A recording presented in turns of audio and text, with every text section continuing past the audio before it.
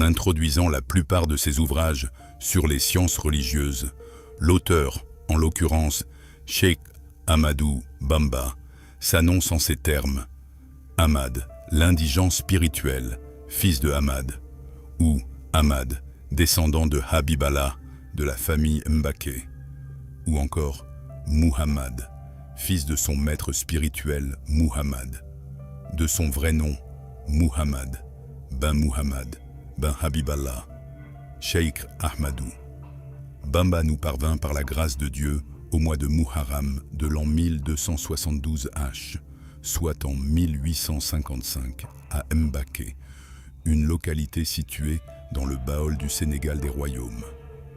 Fondé par son grand-père, le village porte le nom de la famille des Mbaké, dont la piété très connue leur valut une influence religieuse particulière, un respect et une vénération pour la face de Dieu. Homme de haute culture et d'une orthodoxie stricte dans l'assimilation des valeurs culturelles islamiques, ils firent du village d'Mbaké un centre académique et une capitale spirituelle. Le père du cheikh, Muhammad Mbaké, appelé Momar Anta Sali, était un éminent jurisconsulte, un dévot qui enseignait le Coran et les sciences religieuses. Sa mère, Mariama Bousso, grâce à sa piété, sa vertu et son scrupule, eut le privilège de répondre au nom de Jaratullah, voisine de Dieu au milieu des siens. Ses parents ont très tôt découvert en lui une perfection innée, qui s'est traduite par des attitudes et des habitudes de piété, de bonne conduite morale, de dévotion, de solitude, de méditation, ainsi qu'un comportement exécrant l'amusement, l'indécence et le péché. Partout où il passa durant son cursus, après avoir parfaitement assimilé le Coran, que ce soit pour l'acquisition des sciences religieuses ou instrumentales, comme la grammaire, la prosodie, la rhétorique, etc., on lui reconnut unanimement une perfection intellectuelle qui ne pouvait que résulter d'une lumière provenant de Dieu. Jusqu'à l'an 1300 H 1882, il assurait l'enseignement auprès de son père et sa carrure intellectuelle lui permit, dans le cadre des fonctions que celui-ci lui confiait, d'écrire dans certains domaines des sciences religieuses et instrumentales afin de les rendre plus accessibles.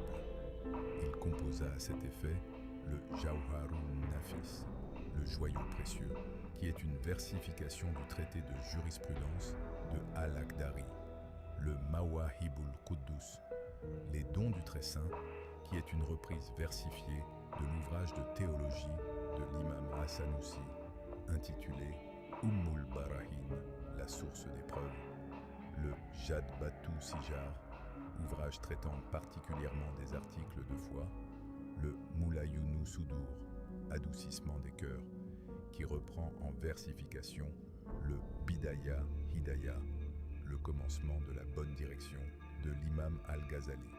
Le cheikh reprendra par la suite ce poème sous le titre de Munawiruz Sudur, l'illumination des cœurs, un ouvrage qui traite du perfectionnement spirituel.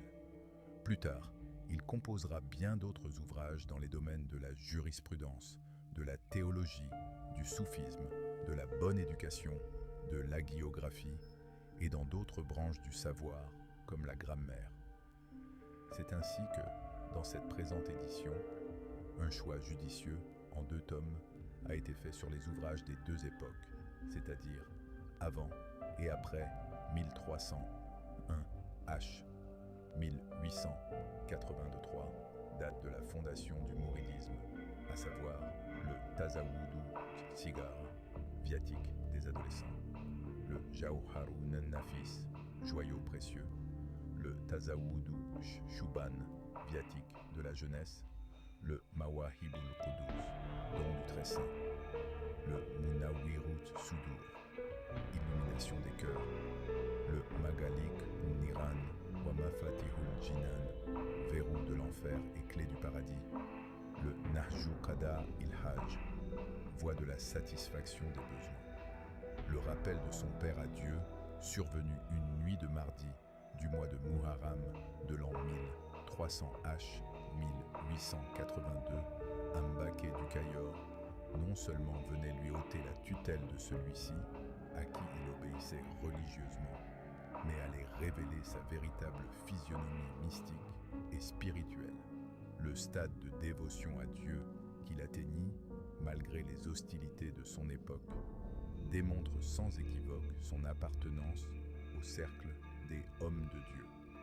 Il n'était l'esclave ni des futilités du bas monde, ni de l'autorité coloniale dominatrice, ni de celle des chefs païens de la vieille aristocratie locale. Cette attitude d'un homme esseulé, dénonçant l'arbitraire et la corruption d'où qu'ils viennent, et ne reconnaissant que la seule autorité du Maître des mondes, allait marquer toute sa vie. C'est ainsi qu'en réponse aux dignitaires qui, à la suite de l'oraison funèbre de son père, lui suggérèrent d'accepter la fonction de conseiller du roi, il déclina cette offre et écrivit « Penche vers les portes des sultans, m'ont-ils dit, afin d'obtenir des dons qui te suffiraient pour toujours. Dieu me suffit, ai-je répondu, et je me contente de lui. Rien ne me satisfait si ce n'est la religion et la science. Je ne crains que mon roi et ne porte mes espoirs qu'en lui. Comment confierais-je ma destinée à ceux qui sont incapables de régler leur propre sort ? C'était là un double défi lancé à la fois au sultan, à qui le cheikh rappelait leur servitude vis-à-vis d'Allah, et à l'élite de l'orthodoxie musulmane dont il dénonçait la complaisance. Ces confrontations avec l'administration coloniale représentent l'un des aspects les plus importants de son hagiographie.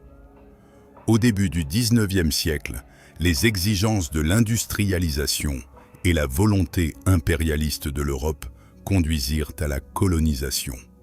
La France mena alors une politique de conquête territoriale à partir des anciens comptoirs. Cette politique expansionniste rencontra au Sénégal de farouches résistances, tant du côté des chefs musulmans que des tiédos. Mais en 1891, la conquête fut achevée.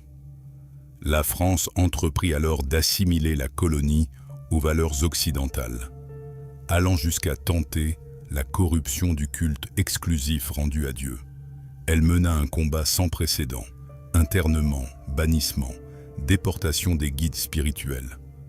Cependant, l'aspiration du cheikh vers Dieu fut telle que Dieu se révéla à lui, et il s'engagea pleinement dans la voie de la soumission.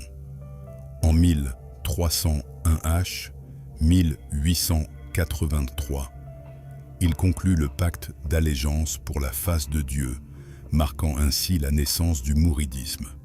Dès lors, il devint l'ennemi numéro 1 du pouvoir colonial. Il fonda la ville de Touba, centre spirituel majeur. Son combat ne fut pas celui du sang, mais celui de l'âme. En 1312 H 1895, lors de sa retraite spirituelle, il reçut la confirmation que la voie du sacrifice serait spirituelle et non militaire.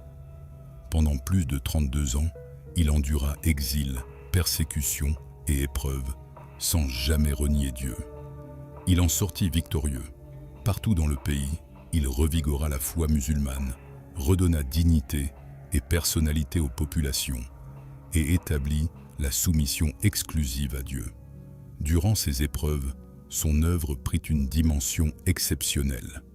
À partir de 1313 H 1895, il produisit des écrits inestimables, panégyriques du prophète, œuvres de gratitude envers Dieu, sagesse, écrits mystiques et initiatiques.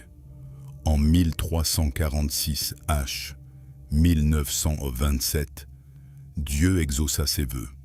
Comme le dit le Coran, ceux qui auront craint leur Seigneur seront conduits par groupes vers le paradis. Et les bienheureux diront « Louange à Dieu ».